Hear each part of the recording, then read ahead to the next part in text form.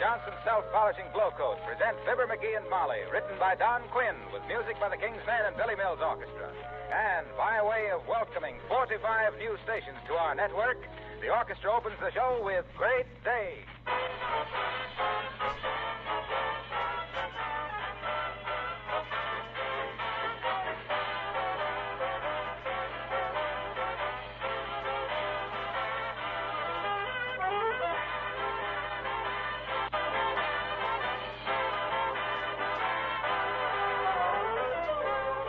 While I was trying to get to sleep, a thought came to me which I believe is worth passing along. We're right now in the middle of a salvage drive, as you of course know. A short time ago, we had a Save Your Fats campaign and another on Share Your Car. Well, the thought I had was just this, that because we have these drives, some of the people may get the idea that in between drives we can all relax. The truth is that all of us should keep in our minds all the time all the things we're asked to do. Don't hunt salvage today and forget it tomorrow. Put these things into your program every day. Salvage, save fats, save your tires, and take better care of the things you have. Incidentally, you'll find Johnson's Wax, with its 100 labor-saving uses, a great help in protecting your floors, furniture, woodwork, leather goods, and countless other things in your home.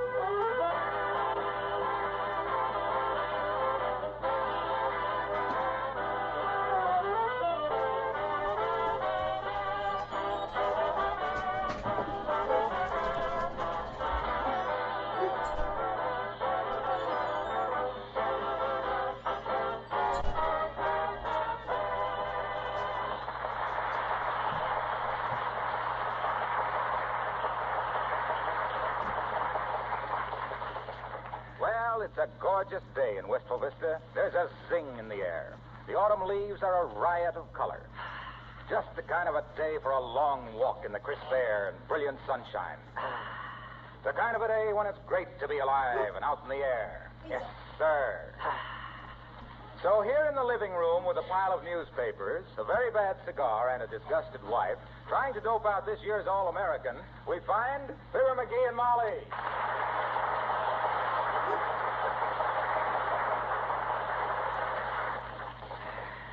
Now, let me see. In the backfield, I got Sinkwitz of Georgia, Kuzma of Michigan, Hillenbrand of Indiana. McGee. Huh? For the last time, let's go for a walk. Walk? Yes, walk. Walk. Walk.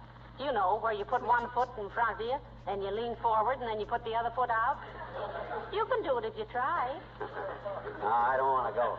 Hey, how do you like Howard Callahan of USC? Oh, I love him. Yeah? Yeah, I've got a lock of his hair in the back of my watch. Who's Callahan? Trouble with you, Molly, is you ain't got any sporting blood. Well, neither of us will have any kind if we don't get out of this house now and then and get some exercise. You used to like football. Well, I still like football. What do you expect me to do Saturday afternoon? Sit here and wave a pennant whilst I darn socks? Well, we hear all the games on the radio, don't we? Oh, sure, and then we read all about them in the papers. Sure. Personally, my pet, I don't get much of a thrill out of an end run around the false teeth ads. Well, anyway, I don't want to go out. I'd catch cold with my house slippers on, my sleeves rolled up. And besides... Oh, well, I'm glad some hardy pioneer has the courage to get out in the air. Come in. Hello, Abigail. How do you do, my dear? And Mr. McGee. Hi, Uppity. How come you're out braving the elephants? No, the word is elements, McGee. Ivory is as ivory does, I always say. Where you been, Uppy, to get those roses in your cheeks? And those thorns in your character? Oh, McGee. There was a time, Mr. McGee, when your crudities perturbed me no little. But now I've learned to take you as you are. You have? Well, how am I? Don't answer that, Abigail. I'll have no profanity in this house. You know, I've been trying to get McGee to go for a walk with me, but he won't go. He's holding a pigskin post-mortem. My dear, it's simply delightful outside. Very exhilarating. Oh, goodness knows, I'm so excited anyway. I'm simply walking on air. Well, for you, Uppy, that's quite McGee. Why, what happened, Abigail? My dear, congratulate me. I have just been elected president. Well, good for you, Uppy. Go sit in the fireplace and give us a chat.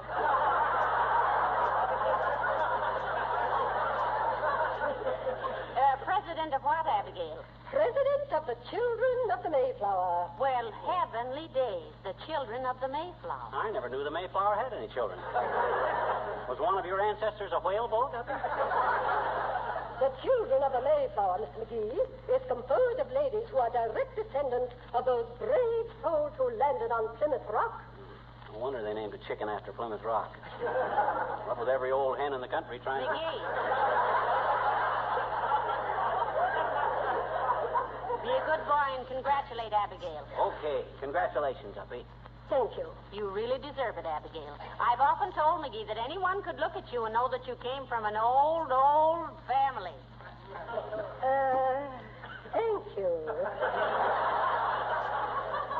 It is very difficult to obtain a membership in the Children, you know. That's all. Oh, yes, so few of us can trace our genealogy so far back. Ah, now that's a lot of barbecue sauce, Uppy.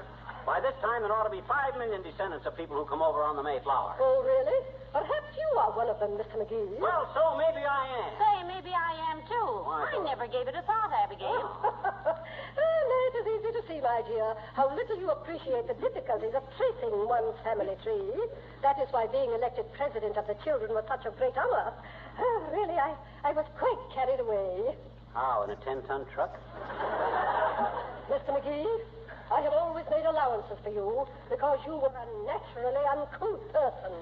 But I will now increase your allowance. Oh, goodbye.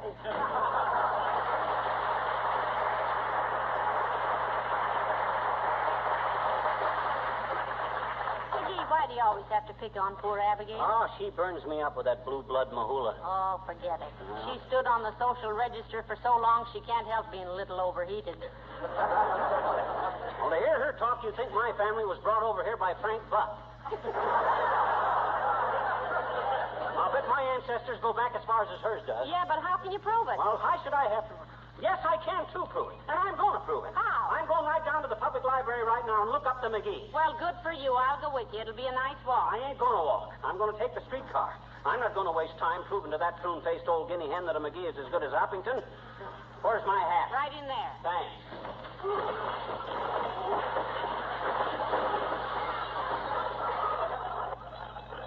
Didn't I ever straighten out that closet?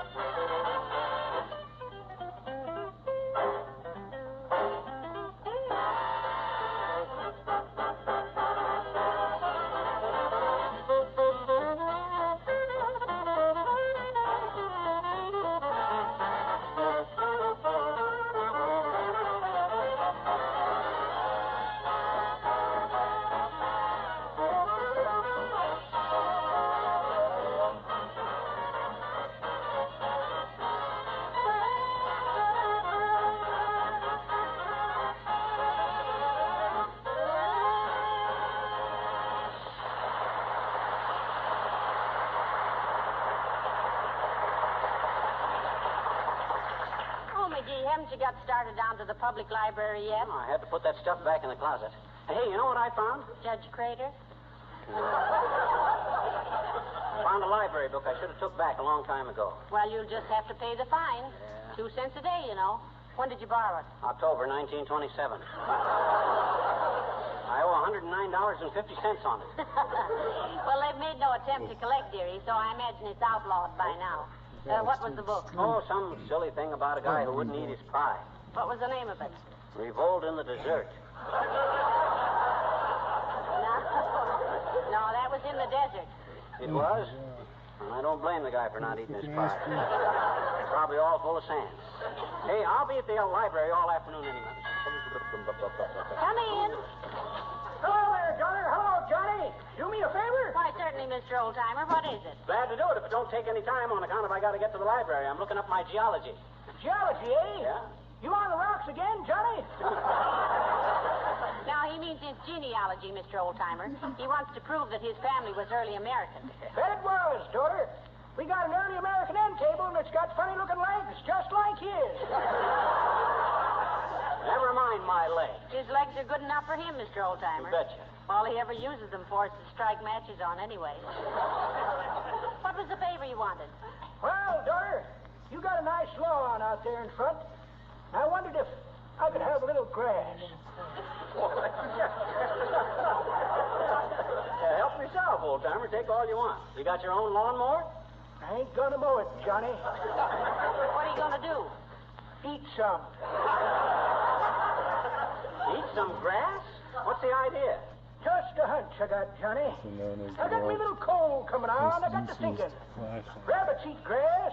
I never seen a rabbit with a cold. So I thought I'd eat some grass. Well, horses eat grass, too, and I've heard a horse sneeze lots of times. But that's different, daughter. Horse eats grass standing up. I'm going to eat it on my hands and knees. Like a rabbit. Well, go ahead, old-timer. If you're still hungry when you finish the grass, you might go out and back and have a go at the hollyhocks. That's pretty good, Johnny. But that ain't the way I heard it. The way I heard it, one feller says, t'other feller says, this driving at 35 miles an hour is pretty dangerous, ain't it? How so, says t'other feller. Well, says the first feller, when we drove at 55, we didn't dare take our eyes off the road.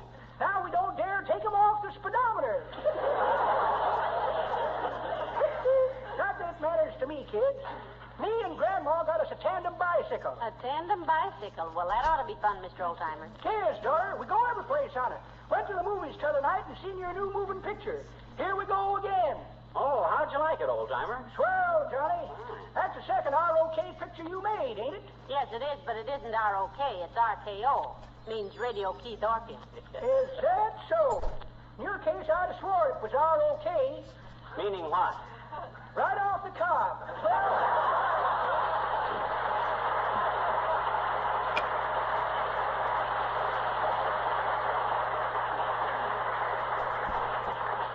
He should talk about us being corny. It's guys like him wearing collars like that help cause the rubber shortage. Well, now, if you're going to the library, dear, you better get started. Okay, and I'll bet I come back here with a family tree that'll make Uppington's relatives look like enemy aliens. Oh, I rather doubt that, dearie. I've always heard she came from an old Southern family. Old Southern family, my clavicle. 5 jelly beans will get you 10 that she thinks Robert E. Lee was Gypsy Rose Lee's father. Nevertheless, notwithstanding, she showed me pictures once of her family's tobacco plantation. Oh, a likely story. The only tobacco her old man ever raised he found on the sidewalk.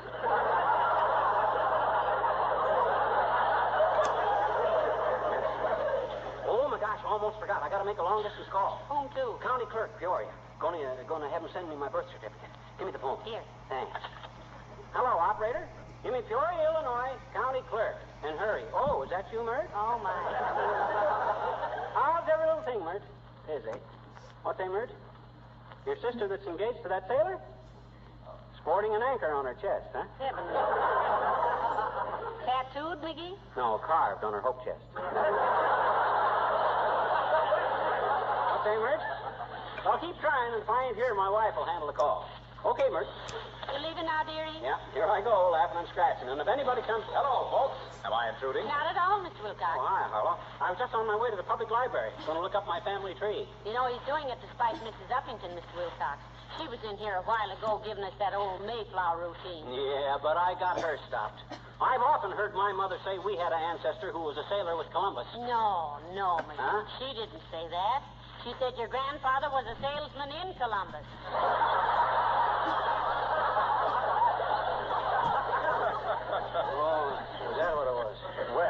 I think genealogy is pretty interesting. My great-great-grandmother fought with George Washington. You mean she was in the Revolutionary Army? Oh, no, she was his housekeeper at Mount Vernon.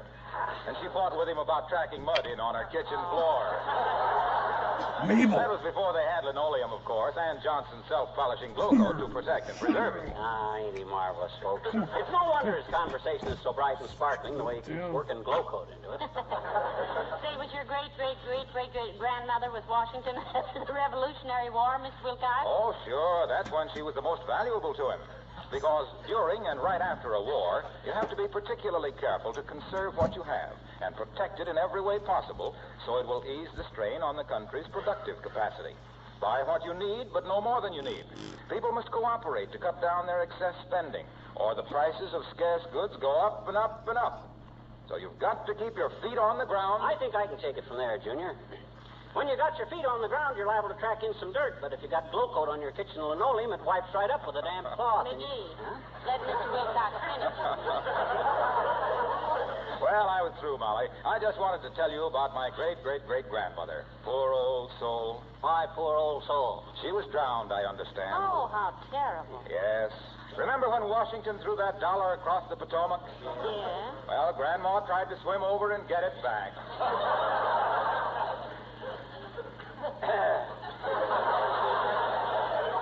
You going past the library, Junior? No, I'm not, Fibber. Sorry. And say, when you start looking up your family tree, be careful. Why, Mr. Wilcox? One of his ancestors might hit him on the head with a coconut. Well, I'll be seeing you.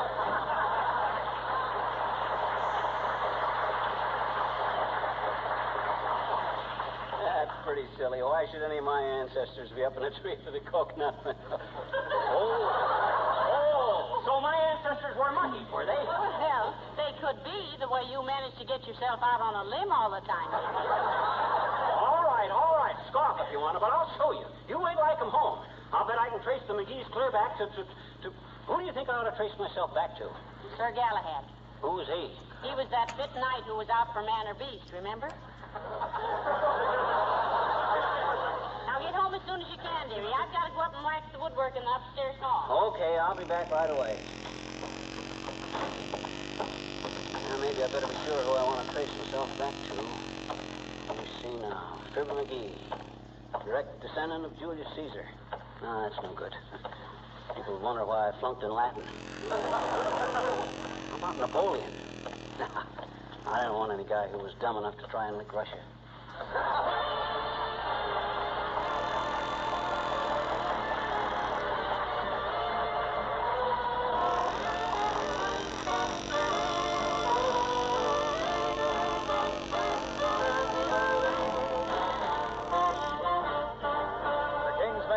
It ain't necessarily so. Come on, you brothers, gather round Parson Brown. The good folks say, come on, little children. That's so, that's so, that's so. I takes my text from page 24.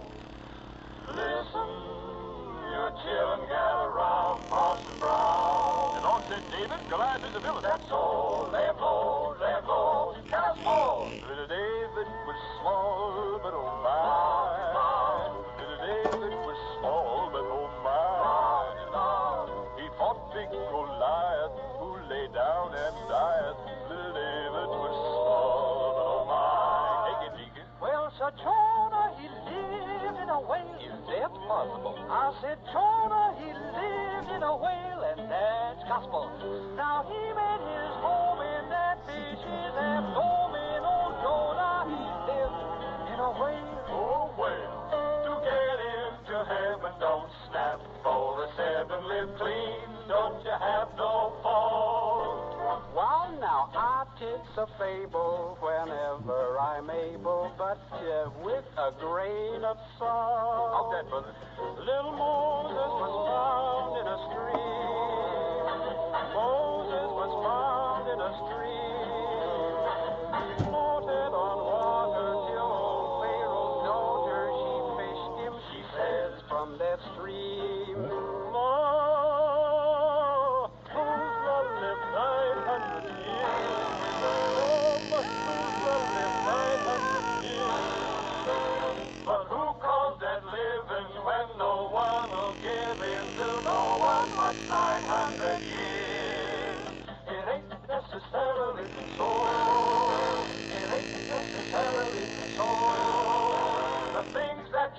ya is liable to preach ya. It ain't, no, it ain't necessarily so.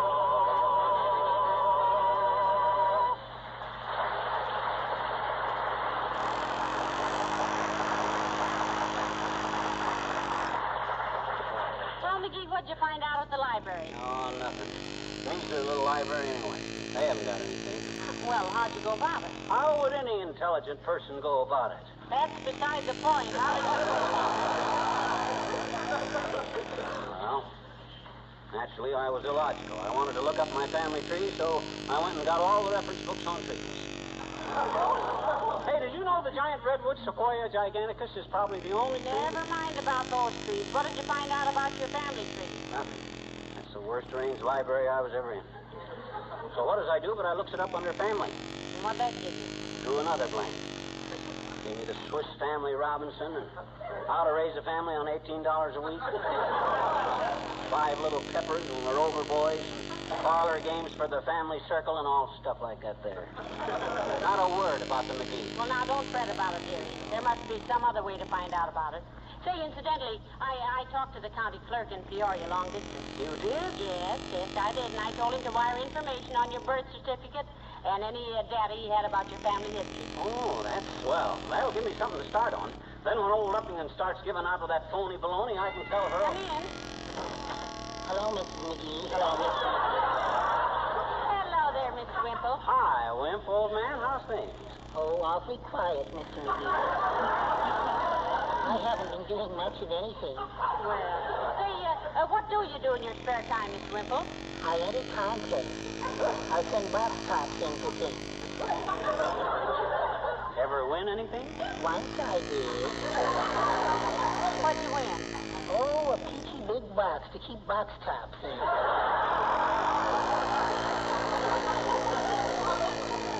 Then, of course, I write a lot of greeting card verses, too. Oh, and how are the greeting cards going, Wimp? Oh, just fine, Mr. McGee. I just finished one this morning. Well, how does it go?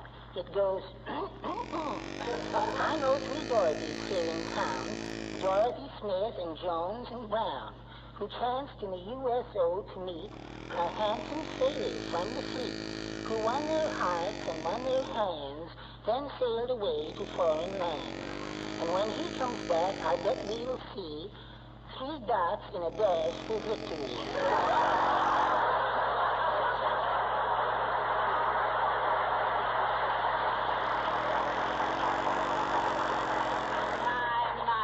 That's very sweet, Mr. Wimple. Oh, it's nothing really.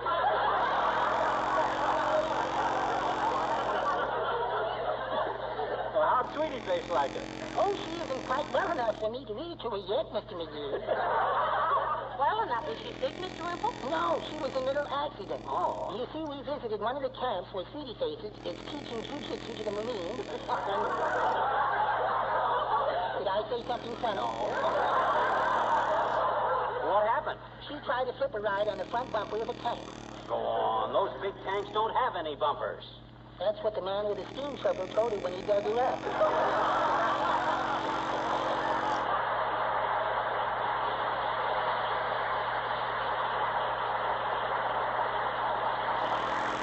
Hey, that reminds me, Molly. While I was at the library... Oh, that's probably for you, McGee. Okay.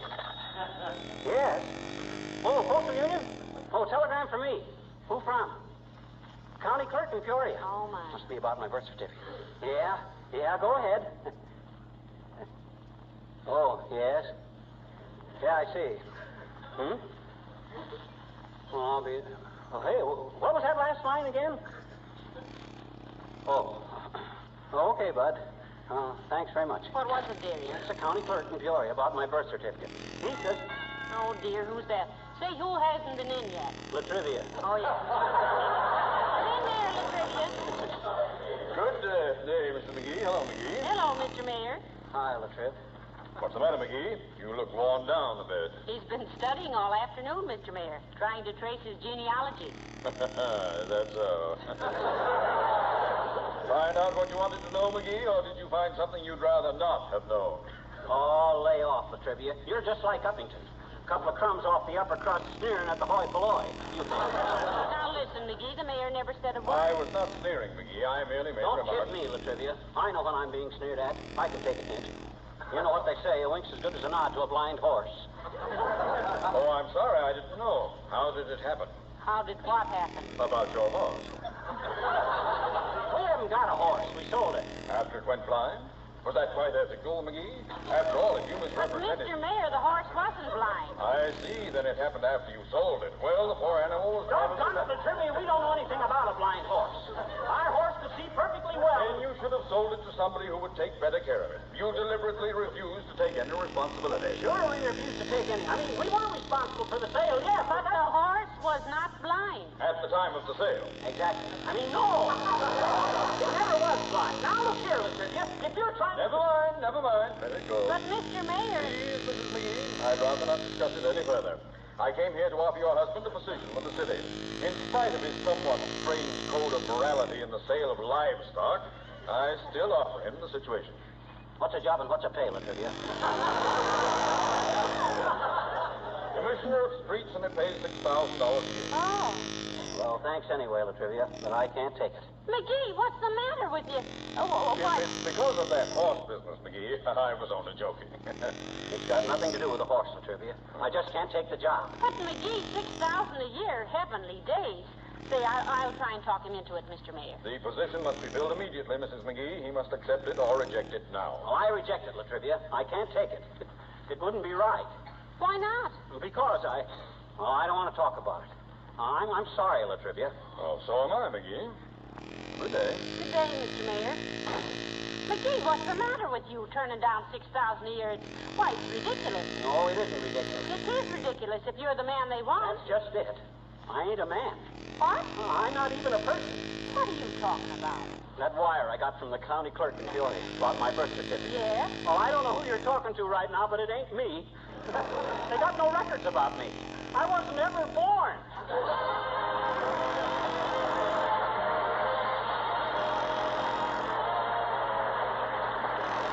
Mostly on these programs, we've been talking about the uses of wax in the home. I'm sure many of you will be interested to know how Johnson's wax products are being used also by manufacturers to solve finishing problems brought on by the war. Industry has made phenomenal progress in adapting itself to war production. In this conversion, with shortages of certain familiar materials, there has come a need for new protective wax coatings and finishes. Many of these have been developed and are being supplied by S.C. Johnson & Son. They include waxes which make textiles water-repellent and stain-resistant, now widely used for soldiers' uniforms and outdoor clothing. Rust-inhibiting waxes for metal surfaces. Also, protective wax coatings and cleaners for aircraft surfaces. Wax-fortified paints for Army, Navy, and Marine Corps equipment. So you can see that the use of wax as a protective finish for all kinds of materials and surfaces is becoming increasingly important.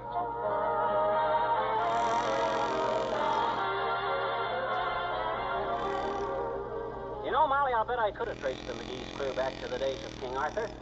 I'll bet Sir Galahad maybe was one of my ancestors. Who? Sir Galahad.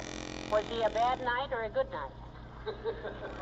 A good night. A good night, all.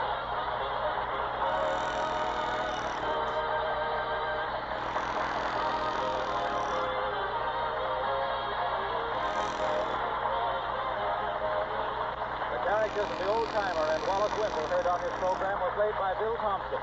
This is Harlow Wilcox speaking for the makers of Johnson Wax Finishes for Home and Industry, inviting you to be with us again next Tuesday night. Good night. This program reached you from Hollywood. This is the National Broadcasting Company.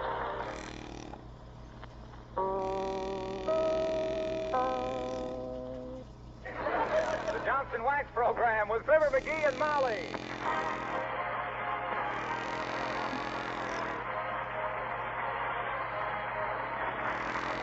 The makers of Johnson's Wax and Johnson's Self-Polishing Glow Coat present Fibber McGee and Molly, written by Don Quinn with music by the King's Men and Billy Mills Orchestra. The show opens with Who Cares?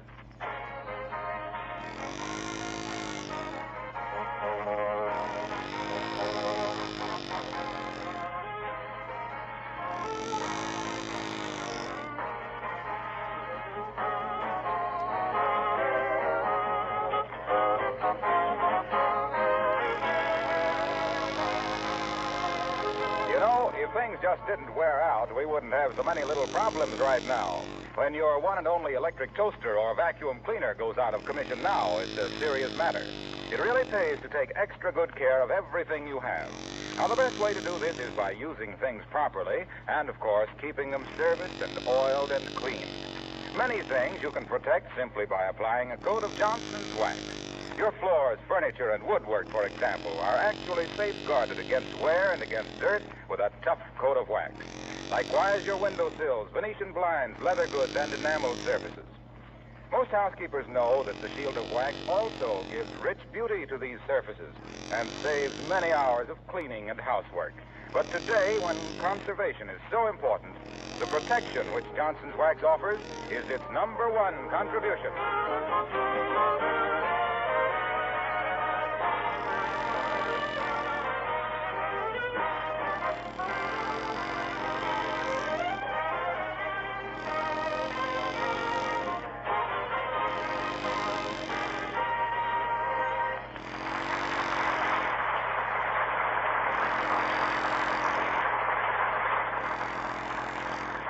Well, as we visit Wistful Vista tonight, we find our friend... One side there, Sonny, one side. Hey, what's your hurry? Who do you want to see? Fibber McGee and Molly.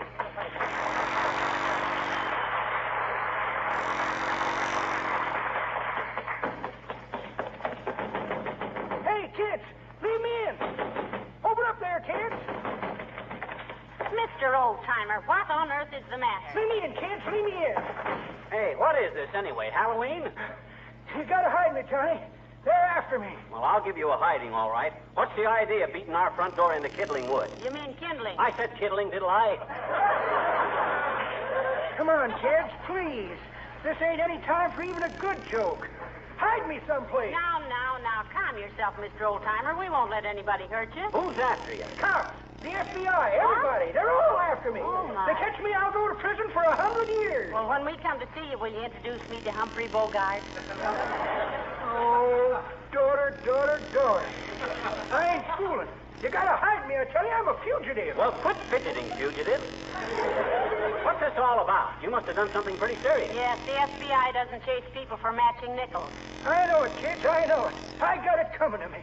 I never should have done it. Oh, my. No, I've always been a good boy. I guess I'm just a weak character. Yeah, and this is your last week character if you don't start talking. What did you do? I didn't realize what I was doing was so bad, Johnny.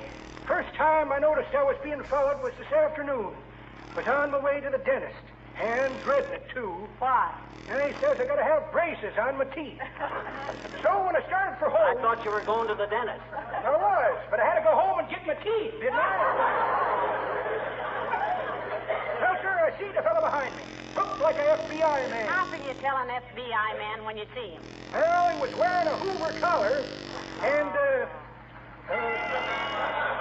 Oh, criminy, kids, here they are. Hide me. Get me out of sight. Okay. Get behind the dashboard. Hurry now, hurry. Pull your feet in. There, that's it. It'll be kind of hard to explain two people with 6 feet. We're putting ourselves in a bad spot, Molly. You know that, don't you? We're accessories. So what's an accessory? A bumper is an accessory. And what's a bumper for? To take the bumps. Now, if we can't take a few bumps for a friend, come in. Oh, it's Mrs. Uppington. You don't know how glad we are to see you, Abigail. How do you do, my dear? Miss McGee.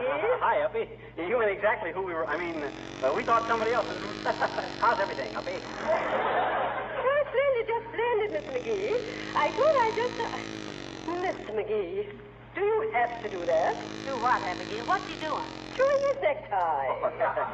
That's just a habit I got, Uppy. Always chew my necktie when I think about something. Yeah, he always does that, Abigail. Yeah. I tried to break him of it by making him wear bow ties, but he kept spraining his neck to get at them. Have a chair, Uppy? Yes, thank you. I'll just sit over here on the Davenport. No, not there, Abigail. I beg your pardon. Well, the Davenport is broken, Uppy. The spring's busted. Liable to get stabbed. Here, sit over here. But your hat is on that chair, Miss McGee. That isn't his hat. That's a straw hat, and McGee always wears it. Or is that your hat? Why, sure, that's my hat. I just bought it this morning. Oh, well, this fresh autumn air really turns them yellow in no time, doesn't it? Oh, he bought it second hand. He never wears a straw hat past the middle of November anyway. What can we do for you, Abigail? Well, I just stopped in, my dear, to see if... Good heavens. Was that a sneeze? Must be that darn cat that keeps coming in here. Kitty, kitty, kitty. Where are you, kitty? Meow. Meow. Poor little thing has a cold. Now, what were you saying, Abigail? Well, I just wanted to know, my dear, if you would go down to the Federal Building with me. I want to see the FBI. Oh, heavenly days, that cat has knocked over the lamp. Doggone you, old-time cat. Can't you be a little more careful? Meow. What you going to see the FBI about, Uppy? Find a German spy in your sauerkraut? No, Mr. McGee, I want to register my fingerprints in their voluntary civilian files. My brother in Washington suggested it. Oh, you got a brother in Washington? What does he do? He's a lobbyist. Oh, we don't care where he sleeps. What does he do? Well, I don't quite know, my dear. It has something to do with the farm lobby. I believe he's a rainmaker. A rainmaker? Bosh. A likely story. Nobody can make rain. Well, possibly not, Miss McGee. All I know is what people tell me. They say he's been under a cloud for some time. But I'm sorry you can't come with me. Goodbye.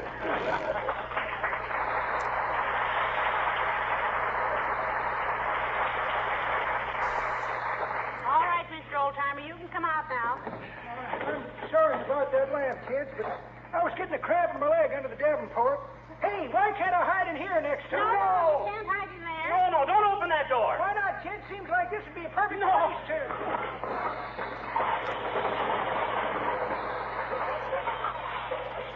Oh, I see what you mean.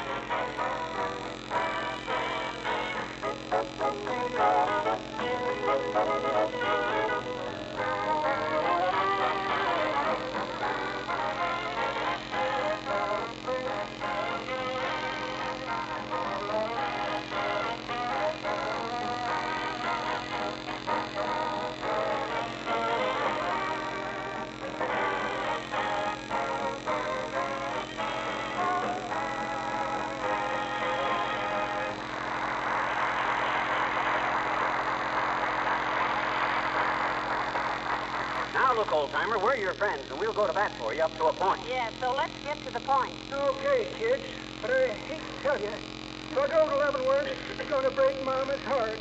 I was her favorite boy. I was always the one they cut down Papa's best pants for. How many brothers did you have? Didn't have any, just 3 sisters. You ever seen my sister Eileen? My sister Eileen is a play, isn't it? Not mine, she's a sketch. I mind one time... Oh, for goodness sakes, Mr. Oldtimer, tell us what you've done. Why are the police after you? Yeah, make with a confession. Well, I don't know right where to start, kid. We'll start right at the beginning. Yeah. All righty. Well, sir, I was born in Terre Haute, Indiana. One of 2 twin boys. Papa takes one look at us and says, let's keep this one and drown the other one. That's how I learned to swim.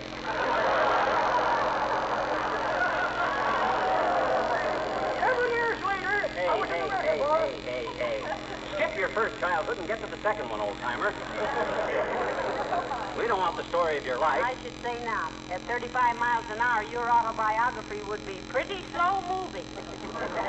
Now, what'd you do to get the FBI after you? I've been un-American, daughter. I'm a traitor to my country. I'm just attorney old Benefit Arnold. It was Benedict, and quit crying in my root beer. Come on, now, talk. Well, sir, it's gonna do me good to get it off my mind. So here it goes. I was born in Terre Haute, Indiana. An old primer hits the top kid. Give me a handful of beans, daughter. What for? Got a bean shooter in my pocket. I'll shoot my way out. They'll never take me on. All right.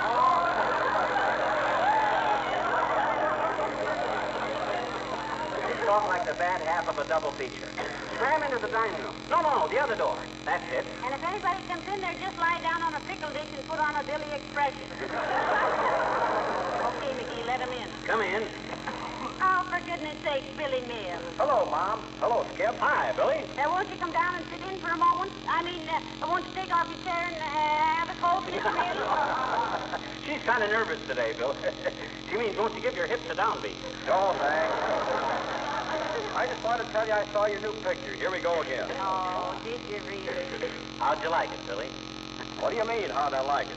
I admitted I saw it, didn't I? Do I have to get nasty about it? Oh, fine, thanks.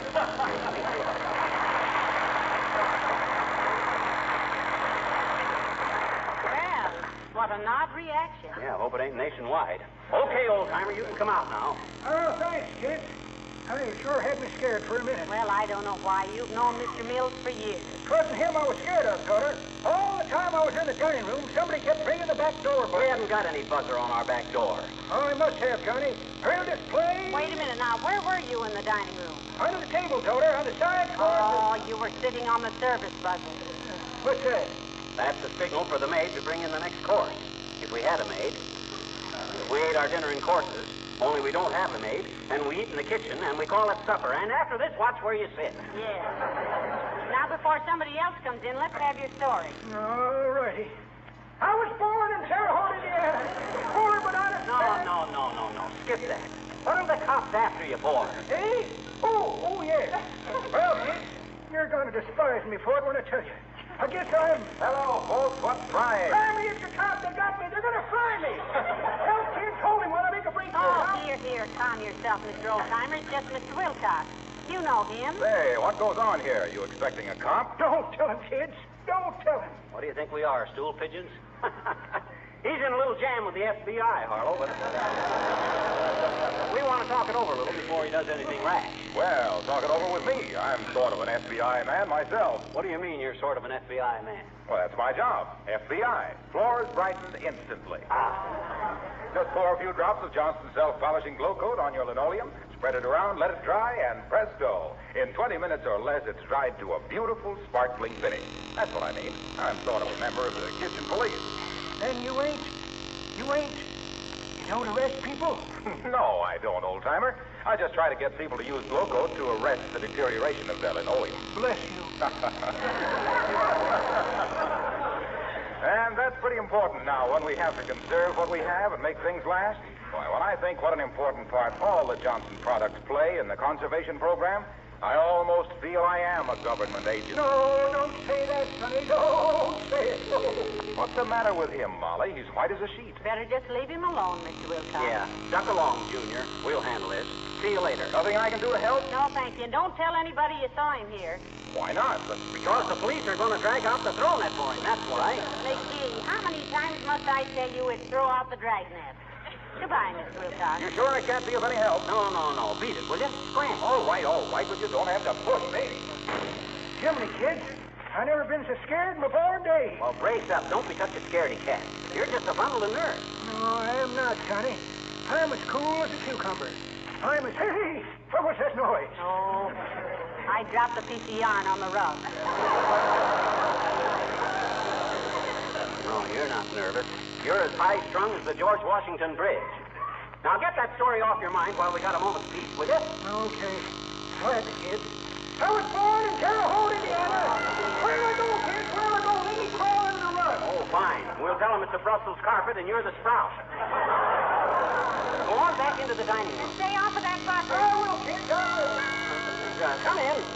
Oh, Mary Latrivia. Come in, Mr. Mayor. Hello, Mrs. McGee. Hello, McGee. Hi, Latriv. You're just the guy I wanted to talk to. Yes? Yes, I thought you'd cleaned up gambling in this town. I have.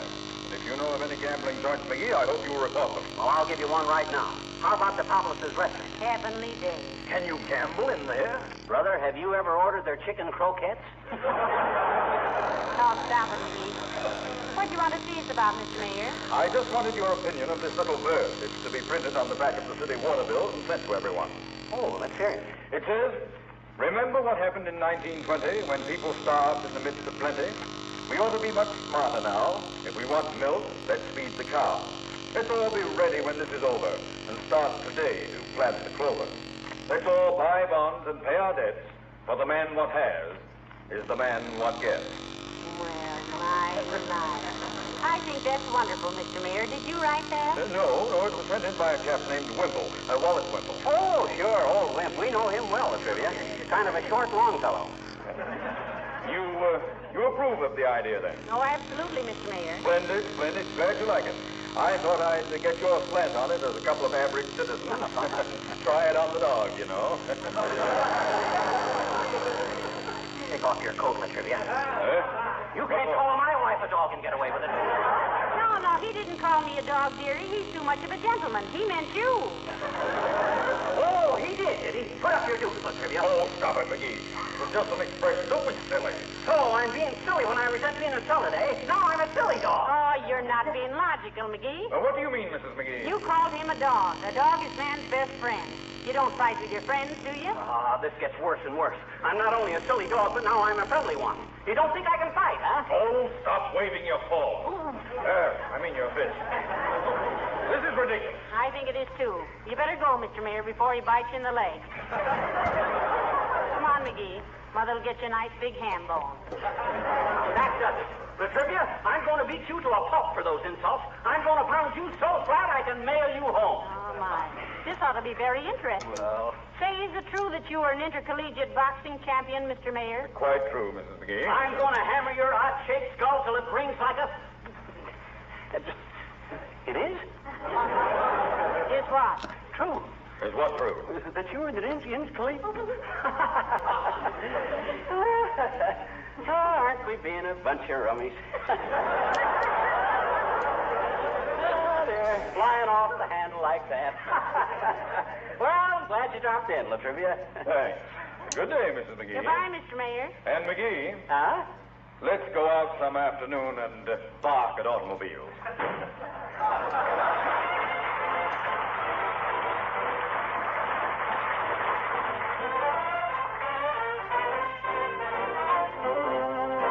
The King's Men sing Conchita Lopez. He was a handsome young Irish lad. She was a Mexican beauty. It was fiesta, and I might add, romantically, he was on duty. A boy and a girl neath the stars. I can tell it in 64 bars.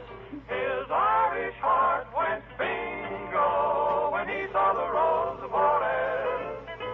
So Timothy Kerrigan, Michael O'Harrigan fell for the Rose of Juarez. Conchita, Marquita, Lolita, Pepita, Rosita, Juanita Lopez. Mandolins began to play. Her lips were ready for a kiss. And as they danced, I heard him happily say, "The choice was never like this." Then the wedding bells began to ring, oh, and they rode away on a mule. To prove I'm not joking, if you're in Hoboken, drop in for a minute and you'll meet Conchita, Marquita, Lolita, Pepita, Rosita, Juanita O'Toole. Timothy Kerrigan, Michael O'Harrigan, Finnegan, Hannigan, Patrick O'Flanagan, Mary the pretty Marquita, Lolita, Pepita, Rosita, Juanita Lopez.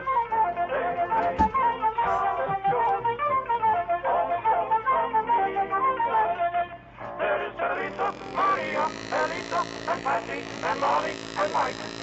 And there is Pedro, and Sancho, and Carlos, and Pancho, and Timothy Jr., and Spike. The wedding bells are not just a memory, but still they're happy and gay. To prove we're not joking, go round to Hoboken, drop in on the family someday. Sure, they'll see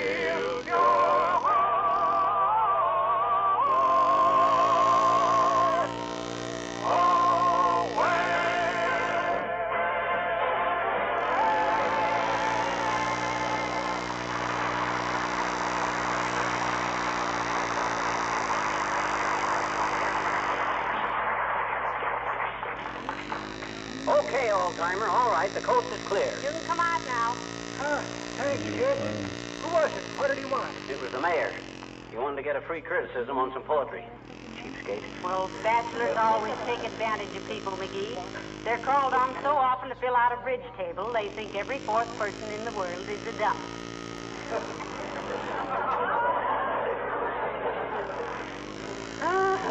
Well, be that as may or may not be or not. I want to hear what the old-timer here's got to say for himself. And it better be good, too, old-timer. Okay, Johnny. Well, sir, I was born in Terre Haute. Hey, look, kids. I've been so scared today I ain't had a bite to eat. How's about sandwich, Stoller? Why, of course, you poor thing. You come right with me. But, Molly, why can't we let him tell his story before... Hush, dear, hush. The poor man's hungry. You can't fire a gun without loading. Oh, I see. I see. Before he shoots off his face, we gotta feed it. Okay, but keep the kitchen door shut, and if anybody comes in, I'll stall them off. Oh, thanks, Johnny. Just give me a bowl of soup, Stoller. I'll finish the whole thing. A bowl of soup, my clavicle. She ought to feed that guy a handful of animal crackers. If that monkey ain't lying, he's got his neck out like a giraffe. I wonder. Hi, mister. Oh, hi, sis. I didn't hear you knock. I know it. I didn't knock. Why not? Why didn't you knock? Well, gee, that'd be silly, mister, when you got a doorbell to ring. Well, then why didn't you ring the doorbell? I couldn't reach it. Then why didn't you knock? Look, mister, we've been all over that. If you want somebody to ring your doorbell, you just wait till Halloween. You just wait, I betcha. Oh, lay off, sis, lay off. Anyway, you said you couldn't reach it. I can when Willie Toops boosts me up, I can. We tried it last night. Oh, you did, eh? Kind of a dress rehearsal for Halloween, huh? I said it was kind of a dress rehearsal. Only for me. Willie wears knickerbockers. Look, sis, don't you know the real significance of Halloween? Eh? What? What'd you say? What'd you hear? Look, sis, every holiday is celebrated for a certain reason. Don't you know the real reason we celebrate Halloween? No. Why do we, mister? Why do we? Ah, that's better. An intelligent attitude like that deserves an intelligent answer. Thank you. We celebrate Halloween, sis, because it always... Yeah? It commemorates the... Yeah? Oh, it's too involved to go into right now. I'm busy. You better run along. Have you got time for a poodle? Have you? A what? A poodle. Where is it? Let me see it. You can't see it, mister. I tell it to you. You tell me, a poodle? What kind of double talk is this? Oh, you know, mister, a poodle is a little riddle you can't get through your noodle. You want to hear it? No, but I don't know how I can get out of it. So go ahead. Why do they make toy banks in the shape of pigs? Oh, I'll sit still for that one, sis. Why do they make piggy banks? Because sailors wear little white caps. I don't get it. Well, gee, it's simple, mister. Huh? Sailors have little white caps, and the sea has little white caps, too. Yeah. And it makes the waves pretty. And my mother is pretty, too, and she just joined the waves. And the waves wash the beach, and the beach is full of sand. And so is spinach, and farmers grow spinach, and they have to get up at 5 o'clock, and that's too early. And so's a pig's tail.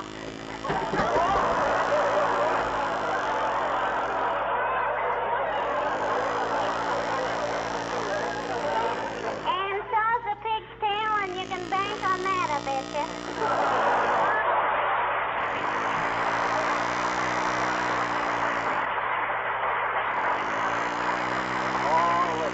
Silly twaddle I ever. Sailors have little twirly caps because spinach gets up at 5 o'clock with a pig full of sand. That don't make sense. Did I hear you talking to somebody, dearie? Yeah, a little girl from across the street. How you feel now, old-timer? Fed up? You bet, Johnny. Yeah, so am I, with the whole thing. So get busy now and tell your story. Yes, Mr. Oldtimer. You know, we've been very patient with you. If we can help you with a clear conscience, we'll do it, but we won't be parties to anything crooked. Now go ahead and tell it. Well, it was like this, kids. Oh, I'm so ashamed. I wouldn't blame the FBI if they stood me up against the wall and shot me. Shot you for what? Well, I'm a hoarder. What? That's the way you heard it, daughter. I'm a hoarder. You ought to be ashamed of yourself. I know it, Johnny. I know. Yes, you know very well that hoarding causes shortages, and shortages cause prices to go up. It's greedy and selfish and un-American, and who do you think you are to need so much more of anything than somebody else? Pour it on, daughter. Pour it on. I deserve it. But it all started so easy. You see, I had 4 of them to start with, then I thought I'd get me a spare. Oh, I begin to see. Then when I had me a spare, I thought I'd hide some away, and I knew a fellow that'd give them to me at 25% discount, and I couldn't resist it, and I kept buying them and buying them. I got hundreds of them all over the house. A fine thing, with the country as desperate for tires as it is now. You have to go. Tires? I ain't hoarding tires. Well, what are you hoarding? United States war bonds. United States war. Why, of all the... Do you think they'll shoot me, Johnny, with all the people wanting war bonds and me grabbing them up? I didn't know what I was doing.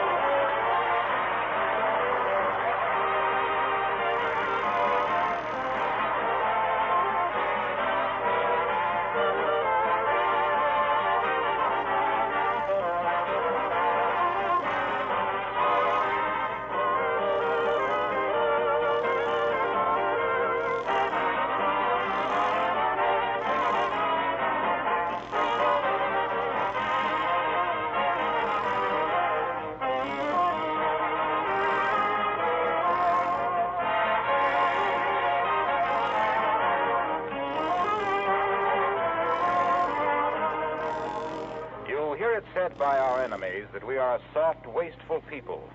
Well, let them have what solace they can get out of that thought, because by now they've learned that we are anything but soft. And before we're through with them, they'll know that we were only wasteful because we have had so much of everything, such a high standard of living.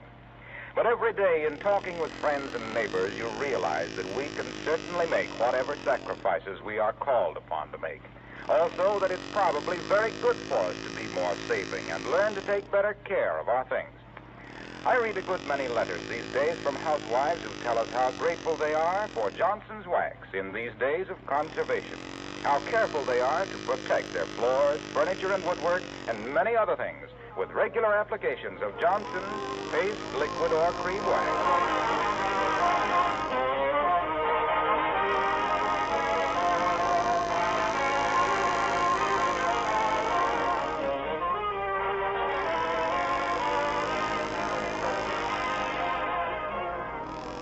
Did you hear Mr. Wilkie on the radio last night? Yes, I did. What do you have to say? Made a very interesting speech. Says the world isn't as big as it used to be, and after this war, we all got to be neighbors. No. Hands across the sea, you mean? Yeah. First arms and then hands. Good night. Good night, all.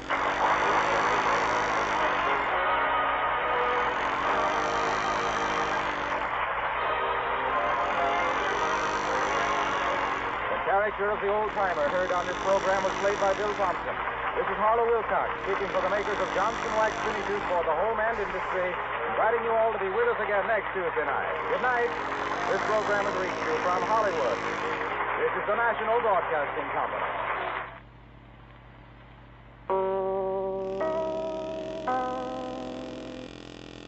The Johnson Wax program with Fibber McGee and Molly.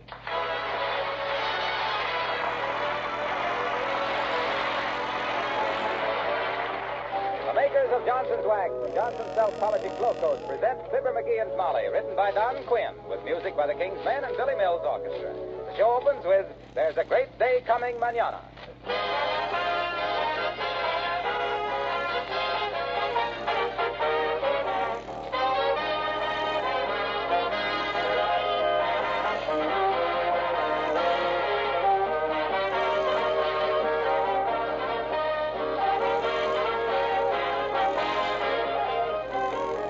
Take a look at particles of dirt and dust under a magnifying glass. They look just like sharp, ragged rocks. No wonder dirt wears things out. When stone and steel wear away, you can't expect wood surfaces or painted surfaces to stand up without protection. But dirt doesn't need to wear out those surfaces. They can easily be protected with an application of Johnson's Wax. The tough coat of wax acts as a shield, guards the surfaces of floors, furniture, and woodwork against wear. And when the wax is worn off, you can easily renew that protection with another coat of wax. Johnson's Wax will help you prolong the life of many things in your home which you cannot replace in wartime.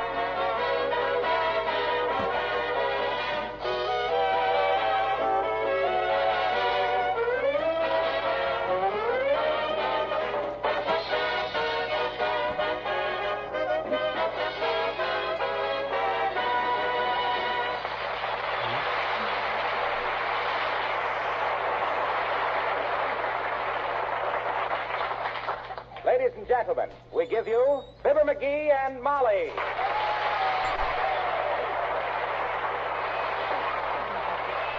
But first we give you Fibber, who with his honor Mayor Latrivia is sitting in a duck blind at the edge of Mud Lake. They're loaded down with lunch baskets, shotgun shells, and blankets. And the bottom of the boat is completely covered with no ducks whatsoever. Quit babbling, Latrivia. You'll get some ducks. People go hunting with me never fail. And why? Because I'm a natural hunter. Got an instinct for stalking game. Now, a hunter's got to learn two things. First, the habits of the game he's hunting, and second, silence. Silence is very important, Latrivia. A hunter that can't keep his mouth shut is liable to scare all the game away, you see? On the other hand, a fellow that keeps gabbing all the time hasn't got the time... Oh, goodness sakes, will you keep quiet, McGee? Not so loud, Latrivia. That's exactly what I was talking about. You're too gabby. I'm too gabby. I haven't said 3 words since we got here this morning. I'm too cold. Well, I'm cold, too. That's why I talk. Figure while my teeth are chattering, I might as well make them useful. Now, before I started as an expert hunter... McGee, look. What's that? Where? Flying this way. Over to the right. In a V formation. Ah, that's a bunch of Army planes. Put down your gun and wave to them, Latrivia. Those are our boys. Hi, boys! Happy landing! Yoo-hoo!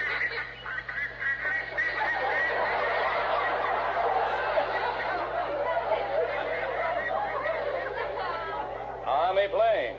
Quack, quack, quack, quack, quack. Who was the one in front with the yellow bill? Jimmy Doolittle? Oh, doggone it, they look like Army planes. Ducks have got no right to fly in a V formation while there's a war on. It's too confusing. Oh, don't be so silly, McGee. Ducks have always flown in a V formation. Yeah, a likely story. Ducks don't even know how to spell victory. Give me that stuff, Latrivia. I know my ducks. I was a professional duck hunter once. You don't say. What were you before that? A street singer with a mandolin. Used to make as much as $6 just on a Sunday morning singing, "I'll meet you in the garden where the praties grow." I can understand why you took up duck shooting. What you mean? Must have been easier to pot ducks than vice versa.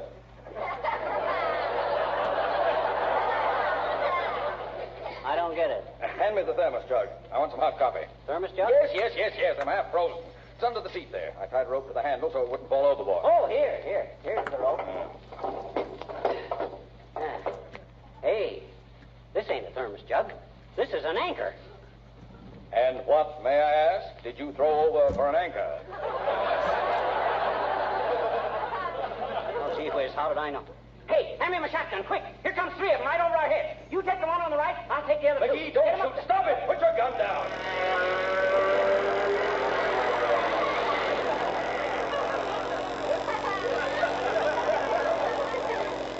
McGee, I'm going home. Oh, now, be a sportsman. We'll get some ducks. No, I don't want to stay out here with the duck hunter who fires at airplanes and throws kisses to mallards.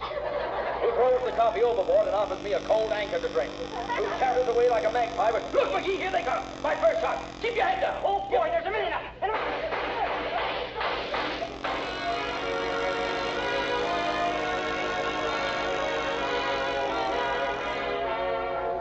Yes? Yes, well, I'm so glad you called, Mrs. Stoops, and I'll see that you get a couple of ducks as soon as he gets home. We can't use more than 2 of them ourselves, and I promised 1 to Billy Mills and 2 to Mr. Wilcox. Yes. Oh, don't mention it. Goodbye. Now, let me see. I better write that down. 2 ducks to Mrs. Stoops, 2 to Mr. Wilcox, 1 to Mr. Mills, and 2 for ourselves. That's 7. I wonder what we better do with the rest of them. Oh, come in. Hello there, daughter. Where's Johnny? Oh, McGee? He went duck hunting with Mayor Latrivia, Mr. Oldtimer. Duck hunting, eh? Gee, I wish I knew he was gone, daughter. I'm quite a numrod myself. Now, you mean Nimrod. Not in this weather, daughter. It's numb. Johnny, pretty good man with a gun. Oh, McGee's a wonderful shot, Mr. Oldtimer. Though they got off to rather a bad start today. What you mean, daughter? Well, just as they were loading up the mayor's automobile, McGee stumbled and spilled all the shotgun shells under the car. But will you get mad? Oh, no, he didn't get mad. He just stood there and sang, "Raise the Fords and pass the ammunition."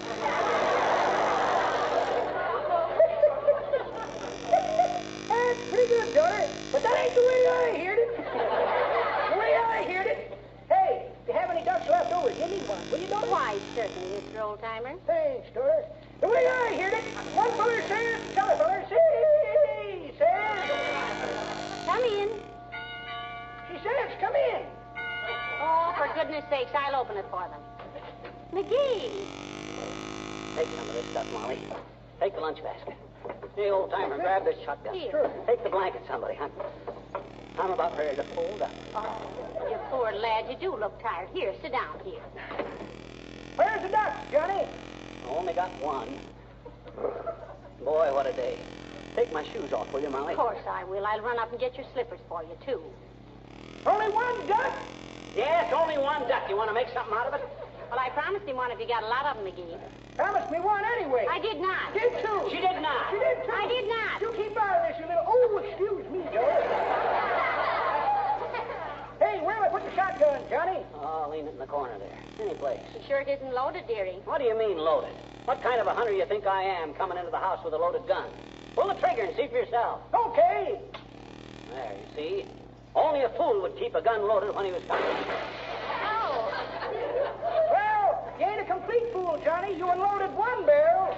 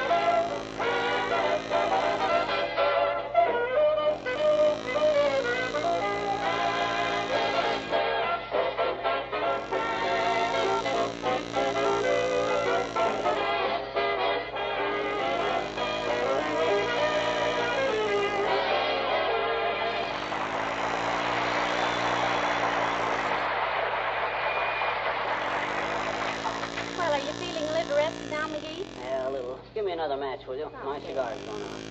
Ain't got enough strength left to puff on it. Thanks. Well, must be a great sport, duck hunting. Yeah, well, it is fun. But this is the last time I go duck hunting with Latrivia. Why? Well, I don't know, but that's what he said.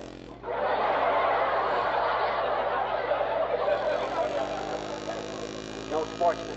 He's crabbing all the time. Crabbing about what? Well, how did I know it was his hat I was bailing out the boat with?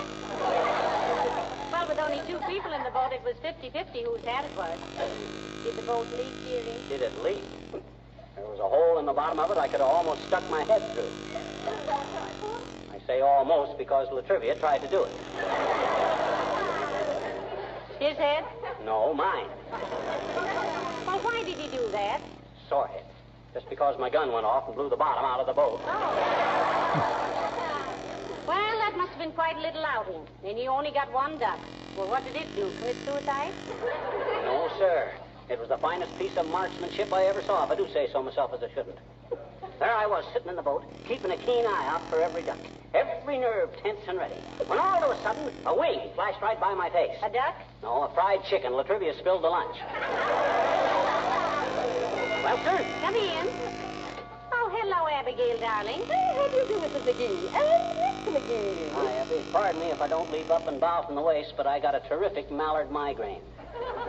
Why, good heavens, what is that, Mr. McGee? A foul headache. He just got home from his duck shooting trip, Abigail. Spent all day out in a cold rowboat and only got one duck. Isn't that the limit? Why, I was under the impression that 10 was the limit. It is, but both me and Latrivia were hunting under the worst possible conditions, Abby. Oh, really? How so? Well, McGee was with the mayor, and the mayor was with McGee. Now, if you can whip up any worse conditions than that, we'll shoot it in Technicolor. Next time I'll go alone, not with an amateur like Latrivia. I just met him down the street, Mr. McGee. What did he have to say, Abigail? Well, he said Mr. McGee was the biggest bore he'd been out with since he left the Coast Artillery. Oh, he did he? Why, that... He said that Mr. McGee was really a boon to wildlife, and he didn't mean Daniel. Now, look here, Uppy. If he said... And he added that you were a born woodsman, particularly from the neck up. Oh, my goodness, now, I don't think that was And he concluded his remarks, Mr. McGee, with a comment that you couldn't hit a duck with a napkin if it was on a blue plate special.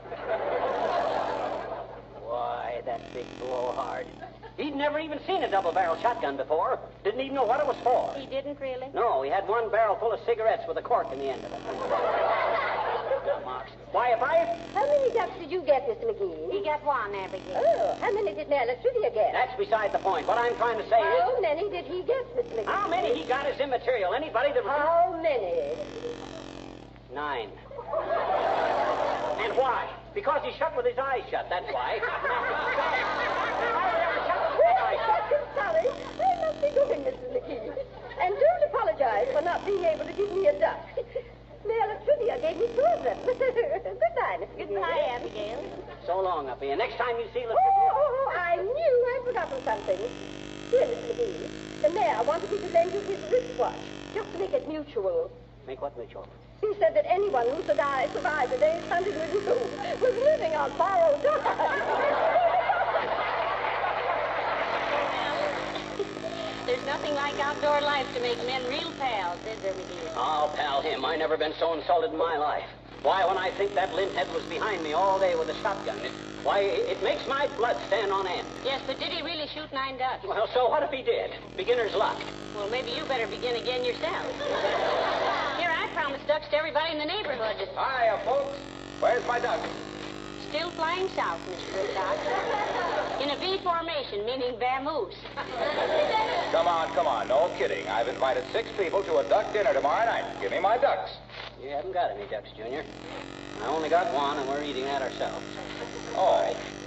Well, that's okay, pal. I'll cook steaks for my guests. Can you cook, Mr. Wilcox? Can I cook? Baby, I can spot Oscar of the Waldorf 3 lamb chops and beat him by 2 fricassees and a curry. I had to learn to cook. How so, Junior? Inquired little Fibber with his bright blue eyes dancing with mischief. Well, I'll tell you, whenever I demonstrated Johnson's self-polishing glow coat and how it would give new life and beauty to tired old linoleum and make housekeeping a thing of joy because glow coat can be applied with practically no effort and shines as it dries to a mirror-like polish in 20 minutes or less, what did I start out to say? Well, you started out to say how you learned to broil steaks, and I'm interested, too, being the chef here myself. Yeah, now you're gassing with cook, Wilcox.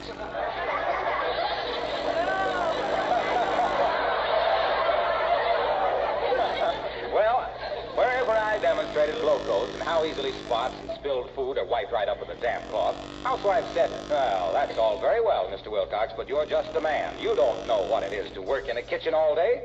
So I learned to cook. Yes, but did it help any in your selling? It certainly did. The first time I ever spilled peach preserves on the linoleum, I discovered that nothing preserves linoleum as peachy as glow coats. You don't like it? No. Okay, I'll try again next Tuesday.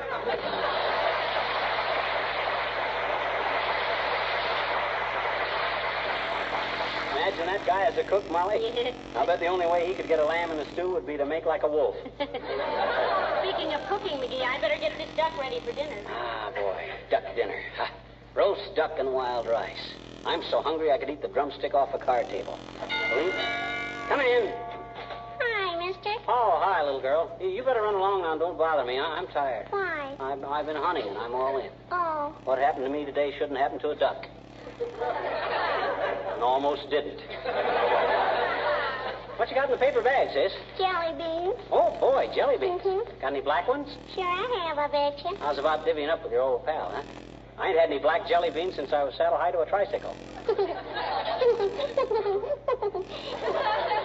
tell me a story if I give you something, will you, please? Will you? You drive a hard bargain, sis, but it's a deal. Phone me over the jelly beans. Okay. Hey, not so many, gee. I only took 5. Don't be such a cheap-fisted little tight skate. It ought to be worth a dandy long story then, mister. Okay. Did I ever tell you why the leaves turn red in the fall and green in the spring? Yes. Well, what do you want for 5 jelly beans, Ernest Hemingway? The reason the leaves turn red in the fall, sis, is because red is a stop sign. It means stop. Put on your warm clothes. Stop. Close the door after you. Stop. It's almost Thanksgiving. Stop. Get out your sled. Oh, heavenly days. And the reason the leaves turn green in the spring is because green means go. It means go out and play. Go pick the wildflowers. Go get out your bathing suit. Go and... Hey, mister. Huh? Look, I don't begrudge you the jelly beans, but I don't go for that heavy-handed whimsy. What you mean, sis? Well, gee, everybody knows the coloration of foliage is due almost entirely to the photosynthetic action of chlorophyll under the actinic rays of solar radiation, in combination with a seasonal diminishing of the flow of vegetative fluids, and you can give that stop-and-go malarkey back to the Indians.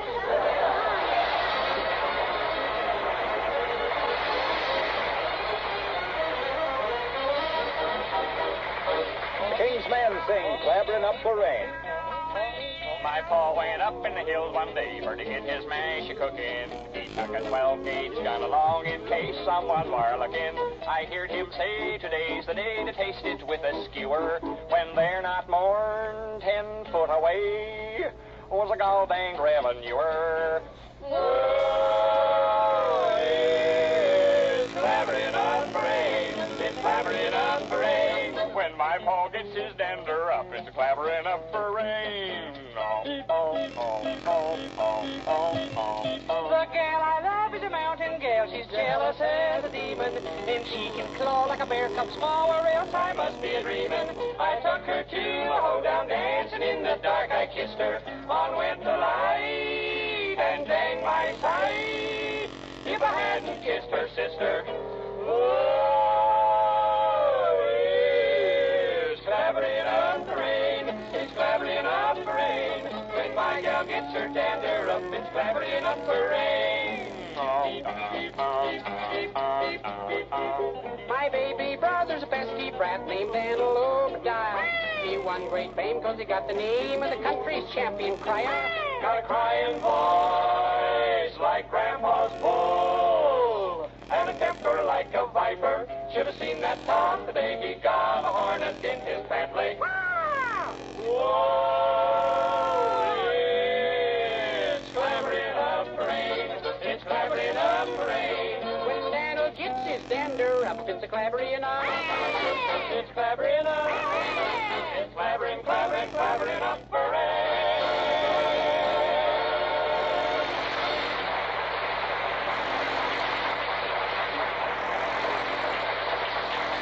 Boy, that duck smells good. It really does, doesn't it? Yep, my mouth is watering so hard my teeth just went down for the 3rd time. Say, McGee, you never did tell me how you happened to shoot this one duck. Oh, say, I guess I didn't at that. Well, sir, there we were, keeping a sharp eye out for ducks. That is, I was keeping a sharp eye out. Latrivia is too nearsighted. I didn't know that. Sure, astigmatism or something. Bit himself in 5 places one night eating spare ribs. Well, anyway, there we were on the alert, when all of a sudden, whoosh, over come this beautiful duck, out of no place. Latrivia just sat there like a mope, all flustered, but I was cool as a cucumber. And just as green, according to him. Well, anything that guy says you can take with a dose of salts. Well, sir, going? On the mayor? No. On the duck. Closer and closer he comes. Oh, I wonder who that is. Come in. Hello, Mrs. McGee. Hello, Mr. Well, hello there, Mr. Wimple. Hi, Wimp, old man. What if you know if I'm not being too optimistic? Oh, nothing much new, Mr. McGee. May I? May you what, Mr. Wimple? May I pick up the duck Mr. McGee promised me? Well, I'll tell you, Wimp, it's like this. I didn't have very good luck today. Only got one duck. Oh, that's all right, Mr. McGee. I can get along without it. I just thought it would be a change from that chop that Sweetie Face gives me every night. What? Chops every night? Yeah. Pork or lamb? Suey. Sweetie Face is a great admirer of the Chinese. Oh. She calls me her little Shangri lollipop. At least she seems to have a sense of humor, Mr. Wimple. Oh, indeed, she has, Mrs. McGee. She has more comical ideas and witty thoughts. In fact, when I left this morning, she made a very funny crack. Can you remember it? Yes, for quite a while. It's right here in my collarbone. Well, you poor lad. Why on earth do you take all that mistreatment? Confidentially, Mrs. McGee, one of these days I'm going to surprise her. I'm taking a course in muscle building. Oh. Here, feel of my biceps, Mr. McGee. Wow. Feels like you got a house brick up your sleeve. How do you do it, Wimp? Oh, easy. I just put a house brick up my sleeve. I've been taking deep breathing exercises, too. Yeah? My chest is now 26 inches normally. Oh, and what is it expanded? 25. Does Sweetie Face know you're building up to something, Wimp? Oh, I think she suspects, Mr. McGee. She grabbed at me this morning, but I escaped. Really? Yes. Our second-story window opens right near a tall tree, and I leaped right through the window to the topmost branch. Oh. Just like Tarzan, eh, Wimp? Almost. When I took to the topmost branch, turned out to be a crack in my glasses.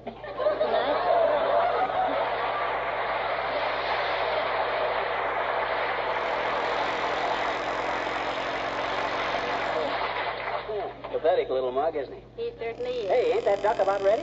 Well, it should be in just a few minutes, dearie. I better baste it once more before... Oh, for the love of God. Why? 79 Wistful Vista, Molly McGee speaking. Who? Oh, yes, indeed. Oh, you did? All right. Yes, I'll be sure and tell him. Thank you for calling. Goodbye. Molly, if anybody else calls or phones before I fling a fang into that duck, I'm going to ignore them. Well, I don't blame you, dearie. Well, let them wait. I got that bird the hard way. One shot in a million. Now I want to enjoy it in peace. Who's at the call? Toby the butcher. He wants to apologize. Apologize for what? He overcharged you 17 cents on that duck you bought.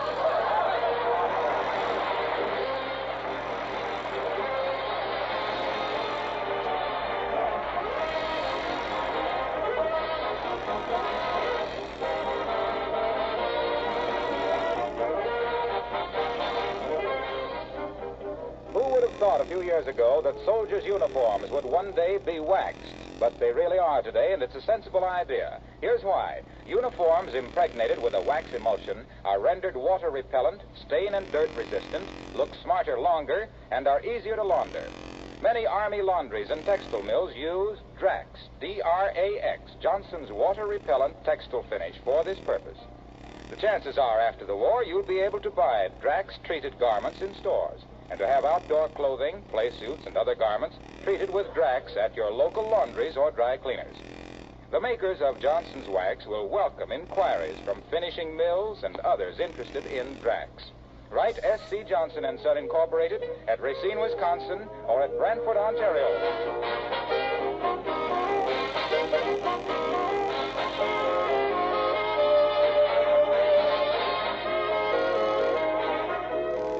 Ladies and gentlemen, we've been talking about ducks for the last half hour. Now let's talk turkey. We're in this fight to the finish. And what does a smart guy do when he starts fighting? I know, McGee. He gets somebody to hold his coat. Somebody that he knows won't go through the pockets while he's in there swinging. And that's all of us. We're holding the coats for our boys in the Solomons, in Iceland, in Egypt, in Europe, and all over the world. They're trusting us to see that they'll have something when they get back. Yes, so let's let them come home to a country that's kept safe with them. Let's buy only essential things. Use less, waste less, and save more by buying war bonds. Good night. Good night, all.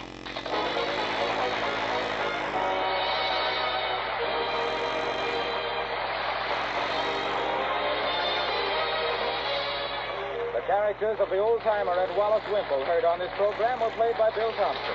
This is Harlow Wilcox, speaking for the makers of Johnson's Wax Finishes for Home and Industry, inviting you to be with us again next Tuesday night. Good night. This program came to you from Hollywood. For more late election returns, we take you to Chicago.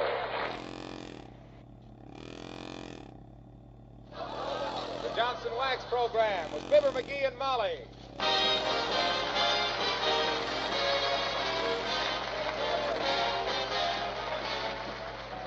The makers of Johnson's Wax and Johnson's Self-Polishing Glow Coat present Fibber McGee and Molly, written by Don Quinn, with music by the King's Men and Billy Mills Orchestra. The show opens with Blow, Gabriel, Blow.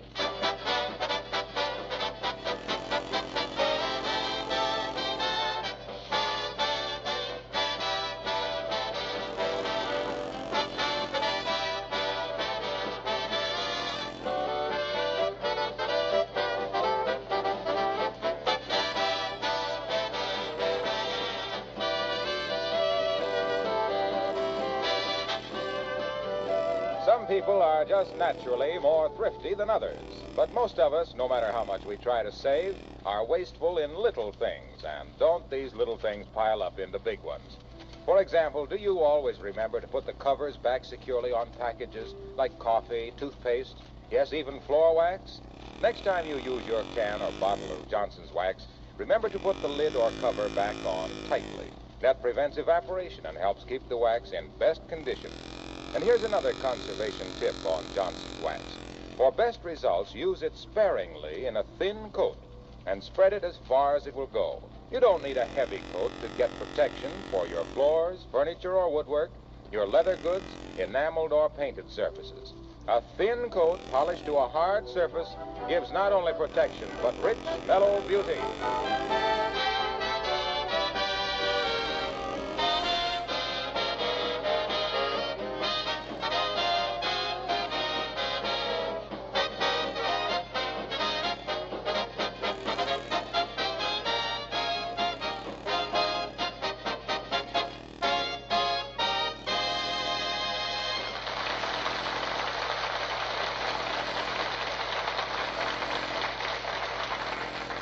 The way to a man's heart may be through his stomach, but if you want to take a shortcut, go through his ego. As witness, Mrs. Uppington talking to Fibber McGee and Molly. So what did you tell your nephew, Uppy? I told him to come and see you, Mr. McGee. Oh, that fine. you were just the man to give him some advice on how to get on in the world and to make something of himself. You don't mind? Oh. Mine. Look at him, Abigail. He's as proud and happy as a man who doesn't own a car, can't eat sugar, and hates coffee. You send that boy to me, Uppy. I'll put him straight. Oh, splendid, Mr. McGee, splendid.